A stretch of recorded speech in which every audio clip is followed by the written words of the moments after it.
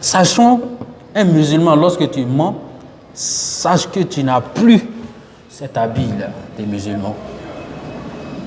Tu penses que le fake news que tu crées sur le réseau, Dieu ne te voit pas? Mais tu te trompes, tu te plaques. C'est pourquoi on a dit tout au début, tout acte que tu poseras, petit, minime ou grand, tu dois rendre compte. Dans les fake news que tu crées là, ces fake news là, tu vas payer pour ça. Chez Allah subhanahu wa ta'ala. Tous ceux qui seront entachés ou blessés par ces nouvelles-là, ou tués, tu seras comptable. Rasoul nous dit, Man kana yu'min billahi wal yawmil akhir, falyakul khayran aw liyasmut. Celui qui croit à Allah subhanahu wa ta'ala et il croit au jour de la résurrection, là, qu'il dise bon ou c'était.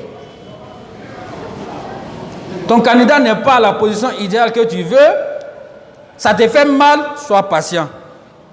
La patience.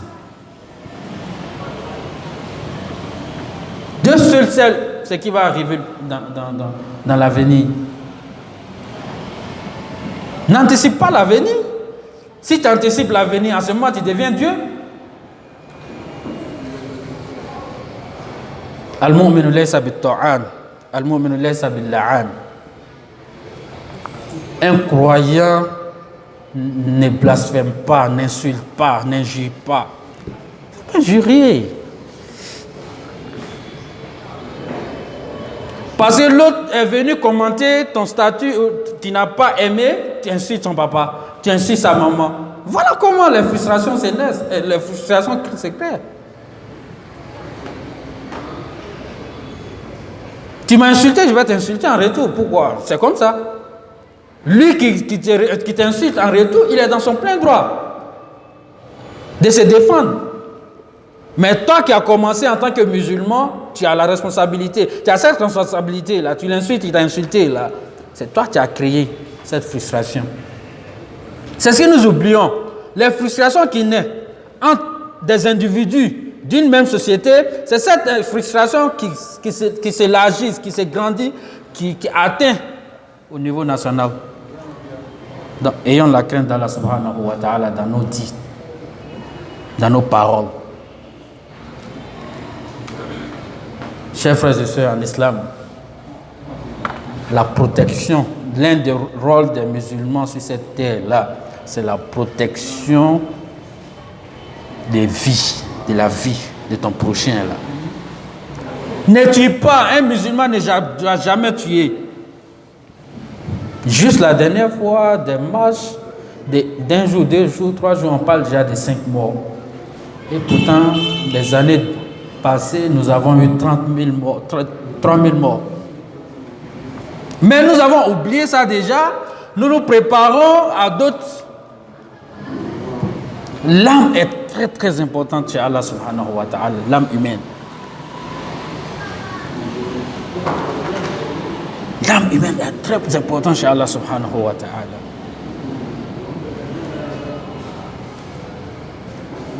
C'est pourquoi Allah nous dit, celui qui tue une personne, c'est comme il a tué tout le monde entier. Une seule personne.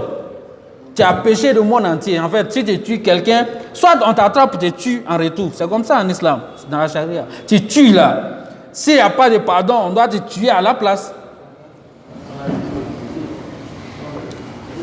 Pour ne pas que cette manière-là se propage dans la société, ça détruit une société. Parce que si tu tues quelqu'un, la personne va vouloir prendre revanche au lieu et place de son membre, de son frère. Et également, l'autre va tuer, l'autre va tuer, l'autre va tuer. À quel moment nous allons quitter ensemble? L'âme est sacrée. Est sacrée par Allah subhanahu wa ta'ala. Notre mission, l'une de nos missions régaliennes, c'est de protéger cette âme. Ne tue jamais, chers frères.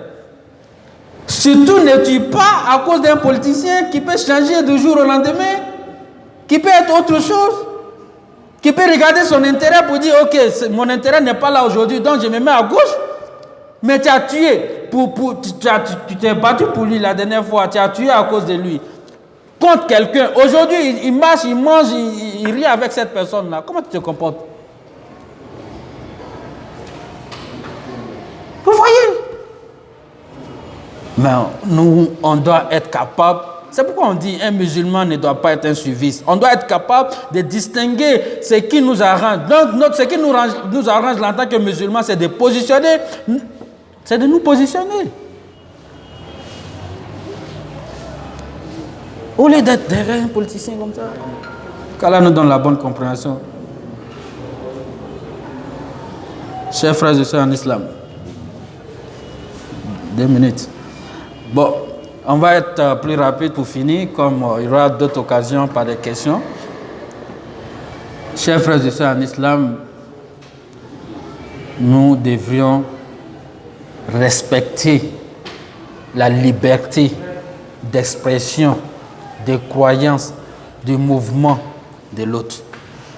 Quand on dit droit de l'homme, là, c'est le Coran même. Il n'y a point de contrainte en islam. Je te dis en islam, tu ne dois pas obliger quelqu'un à prier. Tu ne dois pas tuer quelqu'un à prier. Non, non. L'islam est venu par la voix, par la parole. Le prophète a fait 13 ans à la Mecque. Il est en train d'appeler sa famille, ses plus proches membres de famille à l'islam. Il n'a jamais combattu quelqu'un. Il pouvait le faire, ou bien Dieu pouvait même lui donner cette force-là. Sayyidina Omar, il a vu une vieille dame qui était mécréante. Il lui demande de devenir musulman. Aide-moi, je dis, veille, donc tôt ou tard je vais mourir. Sayyidina Omar dit, Allahumma balagh, Dieu, oh Allah, j'ai fait ma mission. Et puis il a cité après, là, Ikrah Fiddin. Il n'y a point de contrainte dans la religion. S'il y a point de contrainte dans la religion, ce n'est pas dans nos actions de dunya qu'il y aura des contraintes. Parce qu'il ne soutient pas ton candidat, tu veux m'obliger. Pourquoi? Qui es-tu? C'est ce qui nous amène. Parce que l'autre, il a refusé de le soutenir, il veut le forcer, il veut qu'il soutienne son candidat forcément. Bon, on va donner 2 minutes, on va demander 2-3 minutes pour terminer les rôles là. Parmi les rôles aussi, il y a l'équité et la justice. Une société où il n'y a pas d'équité et la justice, c'est pas bon. C'est pas bon du tout.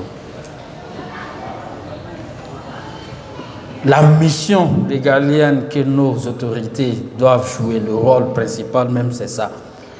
Mais comme notre débat d'aujourd'hui ne porte pas sur les autorités, on envoie ça au niveau personnel. Toi, en tant que musulman, qu'est-ce que tu fais pour établir la justice et l'équité dans tes affaires de tous les jours là? Qu'est-ce que tu fais? C'est un rôle. Parce que ce que tu fais là, au niveau individuel, là, c'est ce qui se transcende au niveau de ton voisinage.